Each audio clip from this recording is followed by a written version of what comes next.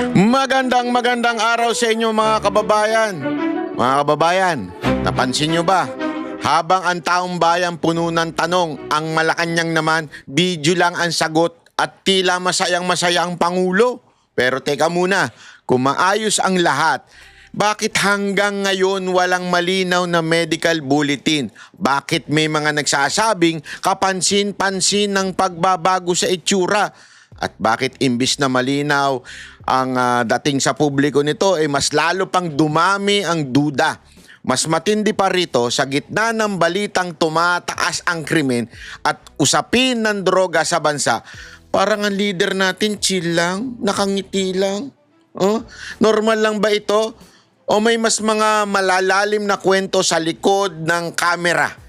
Tingnan nga natin. Naku po, yan ang ating bubusisihin ngayon. Hindi para manghusga, kung hindi para magtanong. Dahil sa demokrasya, ang tanong ng mamamayan, hindi bawal. Ito'y karapatan.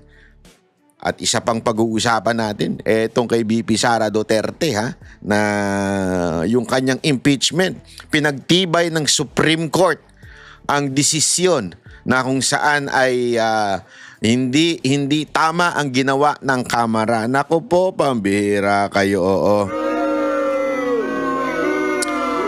Alam mo ibig sabihin ng hindi tama ang ginawa ng Kamara? Ibig sabihin, winalangyanin nyo.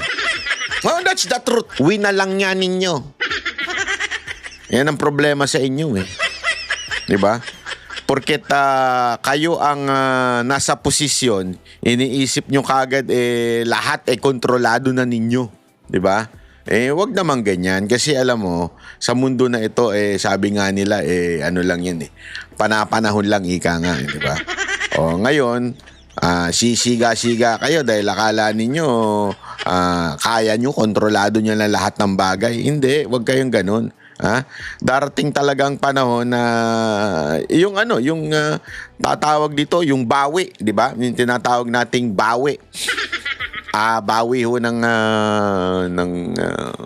'di ba? ng Diyos po dahil kayo ay tila ho binababoy nyo ang hustisya. Binibigyan ninyo ng kulay ang hustisya na dapat hindi ho dahil alam nyo mga kababayan, hindi naman po tama na inaapi po nitong mga tarantadong to yung ating bayan. Alam mo, ito para lang sa kaalaman ng iba dyan tulad nga yung nangyari doon sa ating kaso na minsan natatawa na nga lang ako kasi tayo naman, sincere naman tayo noon, hindi naman natin binanatan si Saldico dahil trip lang natin.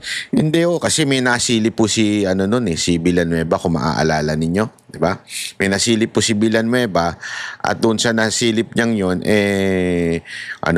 para bagang sinasabi merong kinalaman yung kanyang kumpanya. Ngayon, dahil sa ganyang issue, atin pong nireaksyonan ito. At dahil doon, nademanda po tayo ng matindi. So, akin lang po mga kababayan, kahit feeling niya, nakaisa siya dahil sa pagdemanda niya sa atin, bahala siya. Basta tayo, ginawa lang natin yung tama. At dahil sa ganyan, kita nyo naman na nangyari. Panoorin natin itong itong video ni BBM. Ito. Wait lang, chotomat. Pinabulanganan ng Malacanang ang kumakalat ng medical record na may malubhang impeksyon daw sa bituka si Pangulong Bongbong Marcos. Naglabas din ng video ang palasyo para patunayan na maayos ang lagay ng Pangulo. Narito ang Express Report ni Maricel Halidi. Masigla at nakikipaglaro pa si Pangulong Bongbong Marcos sa kanyang asong si Orly sa bagong video na inilabas ng Malacanang. Kiss as ang pota. Ang cute naman ng dog. Ayop talaga. Ayop talaga.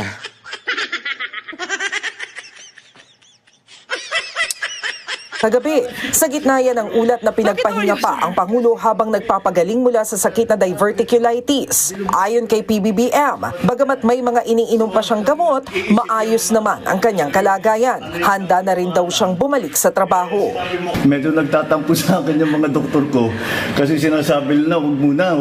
Sabi ko, hindi ko naman pwede pagantayin lahat ng mga nangyayari. So, tinuloy ko na lang. Balik normal na rin daw ang diet ng Pangulo. Ayon sa kanya, nilimitahan siya sa solid food noong nagkasakit siya. Nanaginip ako yung isang gabi. Sabi ko sa doktor, pwede na ba akong kumain ng kung ano-ano? Sip-sip na sip-sip yung nagbibideo. Talaga? Pero alam mo maraming nakapansin maraming nakapansin na na pumapayat dito si Marcos. Marami nakapansin, pati yung mukha niya nalalaglag na. Parang nangingiwi na ng todo. Hindi ko alam kaya nga tinatanong ng iba, eto ba ay dahil doon sa sinasabi ni Senator Amy na talagang tuloy-tuloy yung mga ginagawa nila dyan? Naku po. Yung kaya ang dahilan nun. Kasi nang naginip ako, nakakain ako ng steak. Yun lang ang iniisip ko. Pero hindi pa pwede. Hindi pa, ngayon pwede na. Pwede ngayon na. Pwede na. Ayan. Oo. Good Sabi news niya, na yan. kumain ako ng hamburger. Matatandaang hindi nakadalo si Pangulong Marcos sa pagpaparangal sa mga government workers sa Malacanang kahapon ng umaga. Pero siya naman ang nanguna sa donning of ranks ni PNP Chief General Jose Milencio Nartates. Ibinahagi rin ng Pangulo na nakipagpulong siya sa ilang miyembro ng gabinete nitong Yung mga nilalabas na larawan ng pag-attend niya, larawan lang, hindi ho video. Magtataka kayo. Pero yung iba, video. Kasi sinasabi, di ba, 2 hours. Sabi nito, may merong pang hirit si pangalan nito, si Claire Castro na kesyo 2 hours daw yung tinagal ng meeting na yun. Malay ba namin kung 2 hours yung meeting, pero 1 minuto lang siya doon para nagpicture lang siya. Di ba? Itong mga to talagang tinatarantado ang taong bayan Lunes. Kumakalat din ngayon ang umano'y resulta ng whole abdomen CT scan ng Pangulo. Nakasaad dito na may severe diverticulitis o infection sa bituka si Pangulong Marcos at kailangan daw ng agarang surgical consultation. Wala rin daw kaliwang kidney ang Pangulo. Tinablay ng Presidential Communications Office. Ayon sa PCO, peke ang naturang medical record at hindi galing sa anumang lehitimong medical examination. Sinigundahan naman yan ng St. Luke's Medical Center. Sinabi ng pamunuan ng ospital na sinusunod nila ang confidentiality at data privacy ng kanilang mga pasyente. Tanging sa mga pasyente at otorisadong tao lang sila nagbibigay ng medical records. At bilang patuloy pa nga na talagang kausap ni Yuse Claire Castro ang Pangulo, nag-selfie ang dalawa. Ayan ako. Hello po. Para... Hindi to AI. Hindi to Wow, AI. namayo talaga ako. Ako sir, hindi. Kasi galing ako ikaw sa... hindi. Nagbabalita mula sa Frontline, Maricel Halili, News 5. Talaga, sip-sip. Yakapin mo na rin. Alam mo, naalala ko tuloy yung yung AI. Yung AI na aso at saka si Marcos. Nakita niyo yun? Ayoko lang i-post yun. Baka mamaya awayin tayo ng mga mahilig sa aso kasi binababoy natin yung aso. Oo, nakita ko yun Kaya lang sabi ko, wag na nga natin i-post to. Baka magalit pa yung mga mahilig sa aso. Hindi kasi alam ko yan. Kaya ganyan si Mocha. Talagang konting bagay lang dun sa aso. Nagagalit yan. Pagka inaano yung mga aso, kala mo talaga bata Totoo naman. Ganyan ang trato ng mga fur mom Kaya nga hindi ko na pinost yun Kasi baka insensitive sa mga mahihilig sa aso. Kasi mantakin mo, ilagay yung mukha ni Yuse Claire doon sa aso. Tangin nang yung babuyan yun. Parang binaboy. Di ba? Syempre, wag naman ganun. Wag naman ganun dahil nabababoy ngayon yung mga aso dahil sa kanya. Ayop yan, oo. Ay nako. Anyway, ganun talaga buhay ito. Ang issue lang kasi natin dito, mga kababayan, sabi nga ng iba, yung mga panglabas na madali lusutan po yun Yung tulad na na kesyo mag-video nang wala pang 1 minuto, tapos yung mag-picture, kunwari, umaattend ng meeting, madaling palusutan yan eh. Yeah? Bakit hindi naka-video all throughout? Unlike nung panahon ni Pangulong Duterte, naka-video all throughout yan. Although, pagka sensitive matter, minumute. Siyempre, totoo naman, kailangan din naman ganun. I understand and I respect that. Pero, eto talagang tila, tinatago. Kaya nga, alam nyo, mawawala yung sa tao kung sana merong medical bulletin. Kahit papaano, yung mga taong tunay na nagtatanong, kasi meron naman talagang nagtatanong at siya nananong. Magkaiba yun, ha?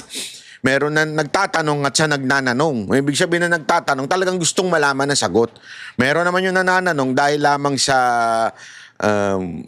gusto lang mang-intriga, ika nga. Ito ho, nagtatanong talaga ang taong bayan. Ano ba ang kalalagayan ng ating Pangulo? Dahil siya ho ang pumipihit. Ngayon nga, may sigalot sa China, tsaka yung Pilipinas, at tsaka sa ating mga mambabatas. Nung tinanong si Yussi Claire, ang ginawa lang niya, nagbasa lang siya. Nagbasa lang siya ng statement from the DFA. In a way, tama. Pero ang ganda nung follow-up question ng isang media doon. Sabi nung media, yes, that's the statement of the DFA, but may we know yung mismong sentiments ng ating presidente, kung ano ba ang masasabi niya dito, dahil ito ay siya naman ang chief architect pagdating mo sa foreign policy. So, tinanong siya, di ba? Tinanong si BBM ng gano'n. Naku po, walang maisagot si mama. Walang maisagot yung mama. Gano'n talaga, wala tayong magagawa. Walang maisagot yung mama at ang sinasagot niya ngayon, tila, si Yussi Claire, parang bagang lagi niyang itinuturo na lang sa DFA. Ano ibig ko lang sabihin? Yan po ay something na we really have to think na sandali, is the president okay? Is the president still capable of deciding? Kasi alam nyo, maraming mga desisyon na maaaring maapektuhan kung ang isang tao ay may sakit o may malalang sakit. Lalo na pagka ikaw ay stress out o ikaw Kaya dapat malaman natin. Yeah? Ayun lang naman po sa akin. Sana po ay tingnan ho natin yan. No? Kami ang boses ng masa, hindi natatakot. Katotohanan lang, di kami nalulunod. Walang bahid ng sismis, lahat ay totoo. Kahit sino ka pa, pag mali ka babanatan ka. Walang pinipili kulay, wala kaming kinikilingan. Basta para sa bayan, kami lalaban. Pag tama palakpakan, pag mali banatan, di matitinag, di matatakot. Para sa bayan, tuloy ang sigaw. Sa harap ng kamera, walang halong takot. Mga baluktot, lahat kayo'y tutumba. Ang hustisya at totoo, yun lang ang mahalaga. Kahit sinong harang, di kami matitinag. Walang pinipili